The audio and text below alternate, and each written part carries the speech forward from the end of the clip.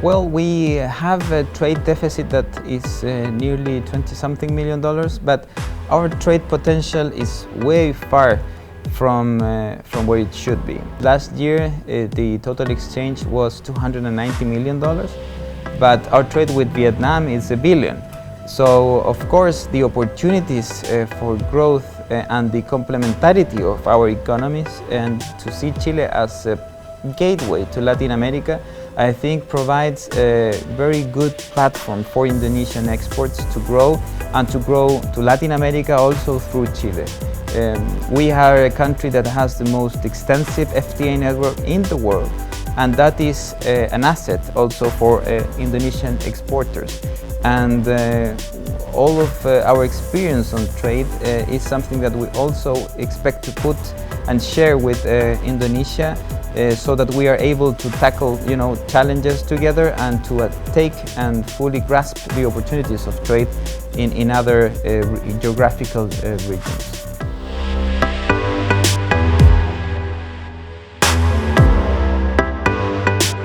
Well, mainly food products, for instance, dairies, beef, fresh fruits, dried fruits, that are already reaching Indonesian markets, and I think Indonesian consumers will benefit from having a world-class producer of food. We are one of the main exporters, or the top main exporter of salmon, for instance, in the world, salmon fillet, fresh fillet, and Indonesian consumers will benefit from quality and better prices, to have more alternatives to choose from a world-class exporter of food products like we are.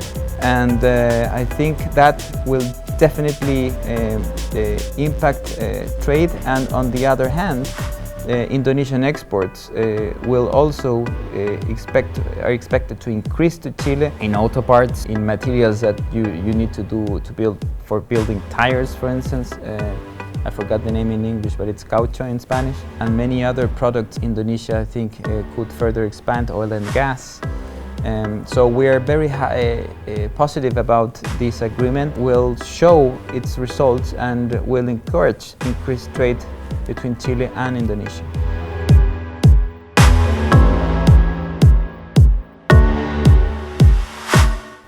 In addition to see an increase in trade on goods, we hope to engage in discussions with Indonesia to expand it to services and investment. We have not seen investments neither from Chile or Indonesia in our countries, and we need to fix that. There are many opportunities for Indonesian investors in Latin America from Chile, and also for Chilean investors here. We are a very active foreign investor country, but mainly we focus in the region, in the US and in Europe. I think Indonesia and its potential as the main ASEAN economy will definitely show opportunities to our investors, and we need to secure that with the proper framework. So ideally we expect to engage in discussions to expand the CEPA so that it covers also services and investment.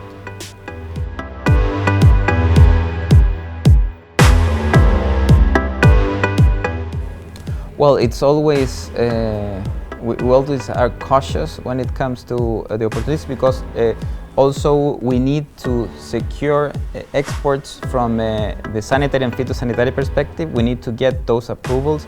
Also, for instance, when it comes to halal certification, we need to get those. So as soon as we get these clearances to the local market, we would be able to make a projection. But when we have opened up markets in the same way that we have done with Indonesia, for instance, like we've done with India, the exports have boosted to 100, even 200% a year.